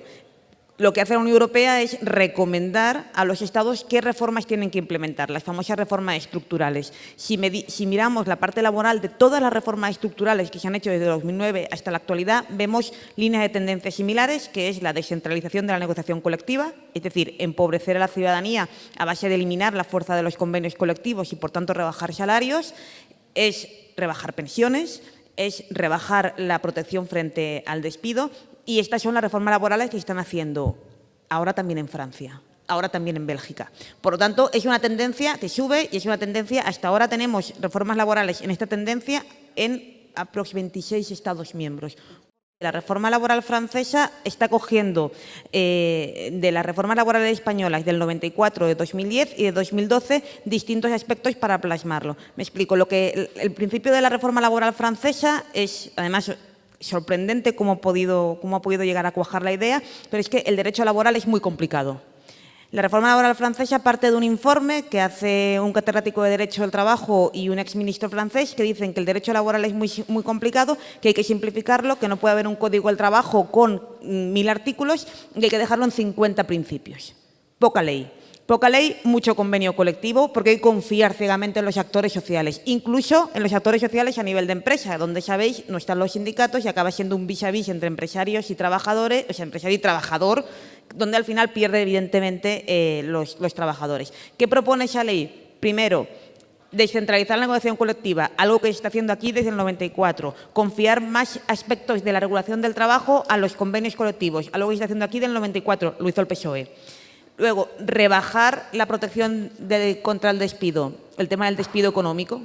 Directamente lo que están utilizando es el despido, es una herramienta de gestión del empresario. Ya no es la última herramienta cuando no me queda más opción. Cuando el empresario tiene un problema económico, lo que puede hacer es despedir, como el que coge una mesa y la vende cuando tiene un problema económico, como el que directamente deja de comprar un determinado material. Pues tú despides a una trabajadora. Entonces, esas son las ideas que se mantuvieron en la reforma 2010 del Partido Socialista también y sobre todo en la de 2012. Entonces, la reforma laboral francesa coge todas las ideas fracasadas de las españolas y las plasma. Antes ya yo hacía referencia un poco a las cuestiones de los límites ecológicos, pero tengo la sensación que cuando hablamos del tema de la deuda, cuando hablamos de los recortes, de los ajustes estructurales, de las reformas laborales en Francia, etcétera, el aspecto de que seguimos siendo una Unión Europea que coloniza, que expolia recursos en otros territorios, ha desaparecido un poco de nuestras reivindicaciones y luchas. Yo creo que en general las llamadas izquierdas tienen un déficit que a mí además me sorprende mucho porque es un déficit de análisis materialista que sorprende en estas izquierdas, ¿no? Si ahora mismo toda la población del planeta viviera como la media de una persona del Estado español, harían falta entre 3 y 4 planetas. Como la media de una persona de Estados Unidos, 5 planetas. Como la media de una persona sueca, 4. Como la media de una persona italiana, 4,5. Tenemos uno y parcialmente agotado. A lo que voy es a lo que se le ha llamado proceso de desarrollo dentro del marco de la Unión Europea, ha sido un proceso en el cual se ha permitido o se ha hecho crecer la economía a costa de la utilización de recursos materiales que no están en los propios territorios donde la economía ha crecido, ¿no? Digamos que la construcción de las utopías de la izquierda emana de los mismos lugares de los que nacen las utopías del propio capitalismo. Es decir, de una forma de entender el progreso, de una forma de entender la producción, un concepto de producción, de una forma de entender la tecnología, que en principio, obviamente, tenía una finalidad completamente diferente, una redistributiva y otra no, pero que celebraban los mismos marcos de progreso y las mismas dinámicas de producción, ¿no? José Manuel Naredo, por ejemplo, en su obra, se ha tratado de plantear que es imposible de construir una cosa diferente al capitalismo que esté basada en el mismo modelo de producción y de extracción de bienes, ¿no? Entonces, como es imposible, te empiezas a encontrar en la dinámica de cómo genero crecimiento económico para hacer políticas sociales y entras en la misma espiral que te impide generar crecimiento económico y que te impide hacer políticas sociales, ¿no?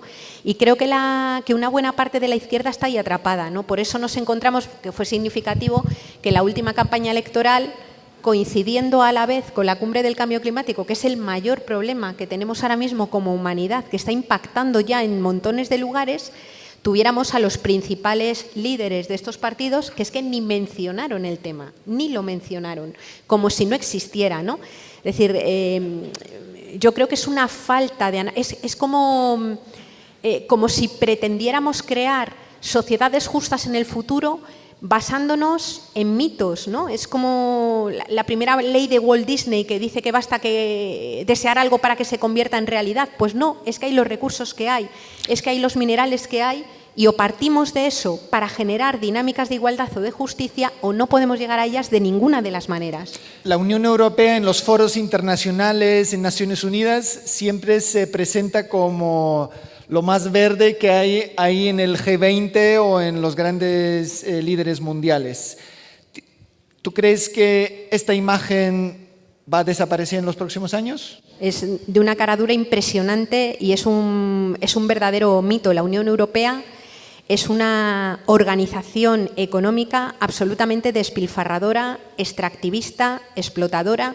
Es un proyecto que en su esencia y en su ejecución es ecocida, es colonial, es patriarcal y por capitalista injusto, ¿no? Entonces, yo no sé si vamos a avanzar en esa línea o no, porque la verdad que el papel todo lo aguanta. Es decir, que... ¿Tú crees que, Adoración, que el señor Cañete puede ser más bien un problema para la Unión Europea siendo comisario de Energía y Cambio Climático? La corrupción está instaurada como sistema de gobierno en el Partido Popular y en gran medida en otros partidos que se llaman socialdemócratas. Entonces, el problema es que la Unión Europea tolera desde siempre la existencia... vamos a ver, el problema no es que esté Cañete, el problema es la propia Comisión Europea. El problema es el propio funcionamiento de las instituciones europeas. El problema es que la Unión Europea en sí es una organización que, además de todo lo que ha dicho Yayo, tiene un funcionamiento profundamente antidemocrático por cómo está estructurada genéticamente en su esquema institucional. Entonces, este esquema institucional nos lleva a un funcionamiento en el cual el Parlamento no tiene iniciativa legislativa, la Comisión sí que tiene iniciativa legislativa, pero, bueno, y además tiene una capacidad de legislar sin ni siquiera contar con el Parlamento.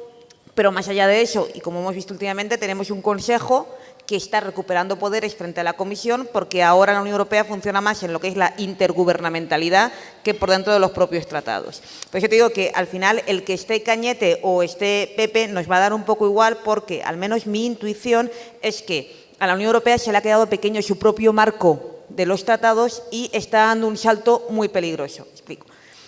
Cuando se produce la crisis financiera y tienen que rescatar a Grecia, se dan cuenta que sus propios mecanismos ya deficitarios en el sentido democrático son demasiado largos como para permitir a la Unión Europea tomar decisiones rápidas a voluntad de los Estados. Por lo tanto, ¿qué hacen? Se saltan el propio derecho de la Unión Europea y empiezan a crear estructuras por encima del derecho de la Unión Europea, que son los tratados que permiten este rescate y que obligan a introducir la regla de oro en las normas estatales, etcétera.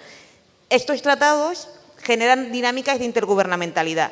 Los Estados van decidiendo como por encima de la propia Unión Europea frente a la Comisión. Y esto es lo que está produciendo que la propia Unión Europea actualmente esté optando por moverse fuera de su propia normativa a nivel intergubernamental y que, para colmo, esté pretendiendo firmar tratados como el TTIP, como el CETA o como el TISA, que le permiten un nuevo salto hacia arriba, un nuevo desbordamiento neoliberal por arriba para tomar decisiones, desde luego, fuera de los propios sistemas de decisión ya de democracia demeritada que tiene la propia Unión Europea. Con lo cual el problema no es Cañete, el problema es el conjunto de toma de decisiones en la Unión Europea. El señor Timmermans, Alemania, tiene tantos poderes que puede bloquear cualquier iniciativa legislativa de cualquier otro comisario, ¿no? O sea, han vuelto a concentrar el poder tanto en esa Comisión Europea que casi puede ser imposible en el futuro mejorar nuestras condiciones sociales, laborales o medioambientales, ¿no? La Comisión Europea ahora mismo yo creo que está sobrepasada por esta serie de decisiones que se toman a nivel superior por el Consejo, y que además hay otros mecanismos espurios por en medio que, sin necesidad que el Colegio de Comisarios tome una decisión, ya están rebajando en el día a día nuestros derechos. Primero, lo que hemos dicho, el semestre europeo, por el cual el Consejo y la Comisión le dicen a los Estados miembros: tu legislación tiene que ser esta. Hablando con la gente en Grecia, el gobierno griego recibe cartas donde le dice: esa ley no la puedes llevar al Parlamento. La reforma de las universidades, de la educación, donde querían subirle el sueldo a los profesores, no pudieron llevarla al Parlamento porque recibieron una carta de amenaza diciendo: esa ley no la puedes pasar. Ese tipo de gangsterismo político existe y lo hace la UE. Pero es que además de esto hay otros mecanismos que conocéis muy bien, como el REFIT, que es un mecanismo de una especie de fitness legislativo que la Unión Europea dice que va a rebajar la burocracia, que en realidad no es burocracia, perdón, es regulación de derechos, pero para la Unión Europea es democracia, y que se lleva en la Comisión, pero ni siquiera a nivel de comisarios. Un ejemplo, una directiva social, una directiva que, por ejemplo, gestione los permisos parentales, que vaya orientada a los permisos parentales. Para que esta directiva sea reformada y siga o no derogada, tiene que pasar una serie de análisis. Ese análisis coste-beneficio. Actualmente lo que está haciendo la Comisión es analizar las normas de la Unión Europea ya no en función del impacto social, medioambiental, etcétera, sino coste-beneficio en el comercio y en la economía. Es decir, si esa normativa impone muchas cargas a las empresas o no. Si impone muchas cargas a las empresas o no, esa directiva se entiende como excesivamente burocrática y puede ser retirada. O se establecen una serie de listas en las que dice: estas directivas tienen que ser aprobadas, estas normas tienen que ser aprobadas, pero otras sociales, medioambientales, pues no, porque en realidad están estableciendo obstáculos. Y esta es el razonamiento que está, como bien sabe, detrás del TTIP.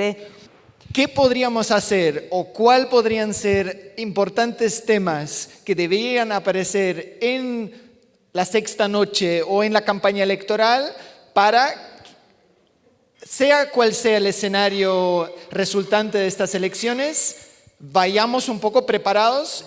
Rápidamente, la primera cuestión que hay que meter en campaña, creo, es el CETA. El TTIP y el TISA, pero fundamentalmente el CETA y el TTIP. Sabemos que lo hemos... El TTIP es el acuerdo entre Estados Unidos y la Unión Europea, que le llaman Tratado de Libre Comercio, pero no es un Tratado de Libre Comercio, es un macroacuerdo que tiene como objetivo fundamentalmente la reducción de los derechos de las y los europeos y de las y los norteamericanos a efectos de que las empresas tengan mayor posibilidad de generar beneficios. El CETA es el hermano gemelo, pero en una fase un poquito inferior porque se negoció antes y está negociándose con Canadá. El TTIP parece que estamos consiguiendo, a través de mucha movilización, ralentizar su negociación, pero el CETA con Canadá ya está acabado. Hay que tener en cuenta que Estados Unidos y Canadá tienen una unidad de mercado y una movilidad empresarial brutal entre Estados Unidos y Canadá. Con lo cual, Si se aprueba el tratado con Canadá, las empresas estadounidenses van a utilizar el CETA como una autopista para entrar aquí, con lo cual se provocaría la gran mayoría de situaciones negativas que estamos intentando evitar en nuestra lucha con el TTIP. Por tanto, esta pedagogía tiene que hacerse desde los espacios que se ofrecen en la campaña electoral, porque tenemos que tener en cuenta que quien sea presidente del Gobierno, para nuestra desgracia será presidente, está claro, uno, y ese tendrá que decidir si el Estado español aprueba o no aprueba el CETA, cómo, incluso decidir cómo tiene que aprobarse el CETA. Por tanto, es fundamental que la persona que vaya a, bueno, las personas que están ahora mismo en campaña o que van a entrar en campaña tengan eso claro. Otra cuestión, tema refugiados, creo que es importantísimo que la cuestión de los refugiados entre en campaña electoral y se denuncien los crímenes que está cometiendo la Unión Europea. Y otra cuestión, derechos sociales. Ya basta de decir que las reformas laborales son necesarias o una salida a la crisis. Las reformas laborales son un plan acabado, o sea, perfectamente diseñado desde la Unión Europea para destrozar nuestro modelo social, nuestro modelo laboral, nuestro modelo de bienestar, en connivencia con estados serviles como el que ha dirigido el Gobierno de Rajoy. La Troika ya ha dicho que en el momento en el que esté formado el nuevo Gobierno hay que aplicar un recorte de varios miles de millones de euros dentro de los presupuestos del Estado español. Sabemos muy bien lo que ha sido la lógica de la aplicación de los recortes de los miles de euros para la reducción, de los millones de euros para la reducción del déficit. Han sido las horrorosamente para mí llamadas políticas de austeridad, que en realidad han sido pues que te aguantes cuando te saquean y cargar sobre lo público y sobre la vida cotidiana de las personas pues las tasas de la regeneración de tasas de ganancia del capital, pero esos recortes van a tratar de imponerlos y sería importante que los partidos que están en campaña expresen, expliquen y debatan sobre cómo van a afrontar esa situación de aplicar nuevos recortes. A mí eso me parece central y me sorprende, la verdad, que no estuviera ni en la campaña anterior y poco en esta, ¿no? Por otro lado, toda la cuestión del tratamiento de la deuda, toda la cuestión que tiene que ver con el cambio del artículo 135 de la Constitución española, que priorizaba, digamos, el pago de la deuda por encima de los balances de los presupuestos españoles, que tienen que ver al final, también con la vida cotidiana de la gente, ¿no? Para mí también sería importante ver qué se plantea a los políticos en cuanto a la obligación de cumplimiento de los compromisos de Europa y de la Unión Europea en materia de reducción de las emisiones de gases de efecto invernadero, de la reducción de la huella ecológica, de las transiciones a un modelo que se basen en energías no fósiles que utilicen muchos menos minerales y sobre todo en un modelo que no dependa de la depredación de otros territorios, porque nos podemos encontrar con la situación paradójica de pretender ser muy solidarios y solidarias con las personas refugiadas y a la vez seguir sosteniendo economías que se basan en el saqueo de los territorios de las personas refugiadas, lo cual es una esquizofrenia que no tiene ningún sentido, ¿no? Bueno, son algunos de los elementos, seguro que habría muchos más. Pero estáis ahora en una reunión con Alberto Garzón y con Pablo Iglesias y os dicen, bueno, de todo lo que habéis dicho, solo podemos meter una. TTIP. Solo podemos meter una. ¿Cuál? La reducción básica de la huella ecológica y de las emisiones de gases de efecto invernadero es central, ¿no? Y es central no solamente porque necesitamos vivir sobre un suelo y sobre un territorio, que es el planeta en el que habitamos, sino porque es absolutamente imposible reformar un metabolismo económico que dé cabida y resuelva las necesidades de todos y todas, poder generar un modelo que sea solidario con las personas expulsadas de sus territorios, con las personas colonizadas y con las propias personas aquí, si no somos capaces de transitar a un modelo que dependa en la medida al máximo de lo posible de los recursos que nosotros y nosotras mismas tenemos en nuestros territorios, ¿no? Hay discursos que no gustan y necesitamos hacer esa disputa de la hegemonía económica. Hay políticos que con los ciclos electorales de 4 años no se atreven a darlos porque no suman votos. El problema es que imaginemos que Pablo y Alberto llegan a estar en el gobierno. Es que sin hacer esto van a durar 2 días, porque no resolverán los problemas estructurales que tenemos la gente, porque no se resolverán las necesidades que es preciso abordar, porque estarán sometidos y dominados por un poder económico que se ha adueñado de esos recursos. Y si las vías de la izquierda en esta situación de ajuste y en esta situación de tensión brutal y de encrucijada no funcionan, lo que hay después es solo fascismo. Por tanto, o abordamos un modelo que de verdad sea capaz de cubrir las necesidades de todas y todos, y pasa necesariamente por asumir lo que tenemos para construir ese modelo y un reparto radical de la riqueza, o como no será posible hacerlo, lo que vendrá después será inevitablemente un modelo fascista.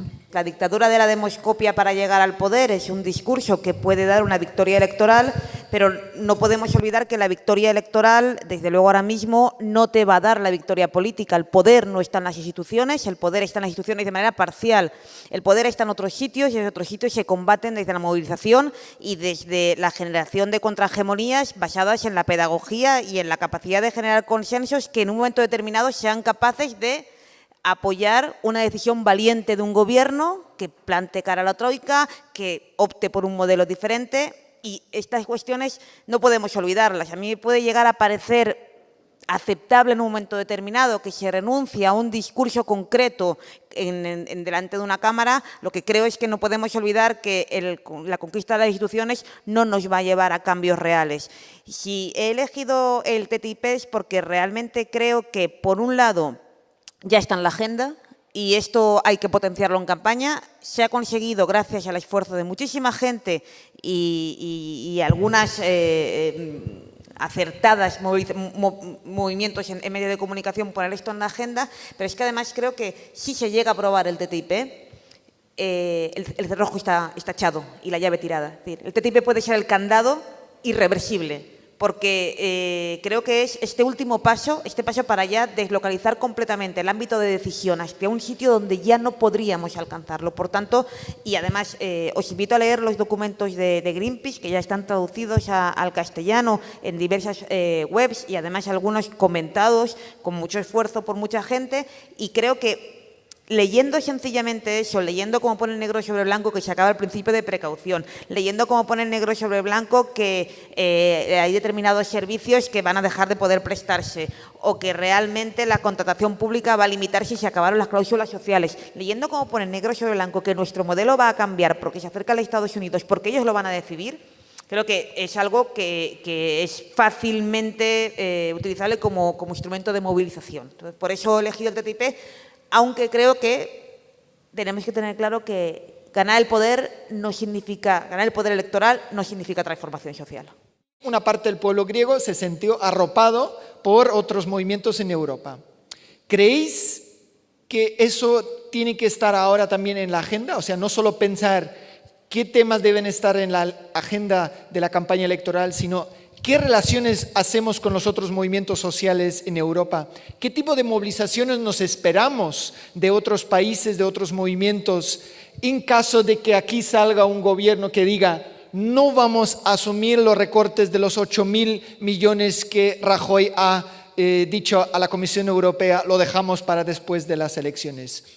¿Estamos preparados como movimientos sociales de entablar estas relaciones con otros movimientos sociales en Europa para que haya movilizaciones en solidaridad con lo que aquí vaya a ocurrir? Porque tengo la sensación que muchísimos actores sociales y políticos están mirando ahora mismo aquí a la península a ver qué va a pasar el próximo 26 de junio, a ver si en el Estado español se dé esta alternativa que todo el mundo se esperaba con el gobierno de Syriza en Grecia. ¿Estamos preparados para eso? ¿Para entablar estas relaciones, movilizaciones con otros actores sociales y políticos en Europa? Se está realmente depositando en nosotras una gran esperanza para poder volver a generar un movimiento, una especie de punta de lanza para empezar a cambiar este modelo o para empezar a plantar cara. Grecia no pudo sola, pero lo que se dice es, bueno, y si no es solamente Grecia, y si realmente están Grecia y España en el Consejo y empiezan a establecer alianzas para conseguir una minoría de bloqueo que empieza a poner palos en las ruedas de esta unión y que al final acabe bloqueando lo suficiente como para que sea necesario revertir el modelo. ¿Puede ser España la esperanza? Creo que eso es muy interesante porque nos va a generar apoyos, porque nos genera ilusión y tenemos que conseguir generar este tipo de alianzas. Quiero traer a colación unas luchas de nuestras mayores, sí, muy cortito, que he tenido la oportunidad de recordar. Hace unos días estuve en un congreso sobre TLC y alternativas, tratados de libre comercio y alternativas, y el objeto del congreso era ponernos en contacto a nosotras con las mujeres que habían protagonizado desde el movimiento feminista las luchas en América Latina contra los tratados de libre comercio. Sus luchas en América Latina contra los tratados de libre comercio en los 80 generaron la movilización social suficiente como para que luego se produjeran gobiernos del cambio. Esas luchas tuvieron dos características fundamentales. La primera, ser intercontinentales, vincular a los movimientos sociales en muchos países del continente, y la segunda, ser transversales, involucrar al movimiento ecologista, involucrar fundamentalmente a un movimiento feminista naciente que además creció y se extendió. Entonces, lo que hemos venido comentando, mucha gente que nos dedicamos a las campañas contra el TTIP, es que el movimiento contra el TTIP está empezando a convertirse en eso, en un movimiento aglutinador, en un movimiento que genera alianzas cada vez más paneuropeas o pan-Unión Europea, en un movimiento que está tendiendo lazos ya a otro lado del Atlántico, en un movimiento donde además afortunadamente las feministas ya están tomando voz y generando un discurso diciendo, ojo que esto nos afecta más a nosotras que a otras, donde el movimiento ecologista es vanguardia. Por tanto, pensemos que quizá hemos encontrado el enemigo común que nos está ayudando a crear una nueva movilización a lo largo y ancho de la Unión Europea. Yo creo que venimos de un ciclo de movilizaciones grandes, se ha producido un proceso de politización enorme en los últimos años, muchísimas personas se han acercado, acordaos hace unos años que hablar en contra de la Unión Europea era una cosa rarísima, eran muy poquitos movimientos los que lo hacían y las críticas eran escasísimas, ¿no? Entonces, yo creo que tenemos toda la potencialidad para poderlo hacer aquí y para poderlo construir con personas de otros países y también de otros continentes. Y desde luego lo que es evidente es que por mucho que llegue gente decente a las instituciones, si no hay una movilización ciudadana de base fuerte, que por un lado defienda las cosas que hay que cambiar y por otro lado impida y vigile a las personas que lleguen, por muy majas que parezcan, para que no se desvíen de lo que tienen que hacer, será francamente difícil poderlo conseguir. Por tanto, esa movilización para mí es esencial y, por otra parte, es una fuente de sentido vital inagotable. No se me ocurre mejor tarea ni con mejor gente que podamos hacer entre todos y todas. De aquí nos llevamos muchos mensajes, sobre todo de las alumnas, de los alumnos de los institutos que hemos escuchado antes, ¿no? De los colegios, territorios de apoyo a las personas refugiadas. Hemos escuchado también una conciencia muy fuerte, ¿no? Entre esta juventud que muchas veces se quiere excluir de los procesos de decisión política, y también nos llevamos este mensaje de unidad. Reflexionar si toda esta ilusión y todas las propuestas que venían también en la calle de las organizaciones, ¿no? ¿Dónde están ahora mismo en relación con los diferentes procesos en las instituciones? Yo creo que esa parte no hemos llegado a discutirlo aquí, queda para el siguiente debate, y cómo relacionar también eso, estos procesos tan difíciles, ¿no? Como remunicipalización o cambiar la contratación pública en las ciudades, con estas nuevas amenazas como el tratado del TTIP o el TISA o el CETA, que vienen ya con fuerza desde Bruselas, amenazando también estas nuevas políticas municipalistas. Así que muchísimas gracias por compartir este rato aquí y hasta pronto en las calles. Un abrazo muy fuerte. ¡Viva!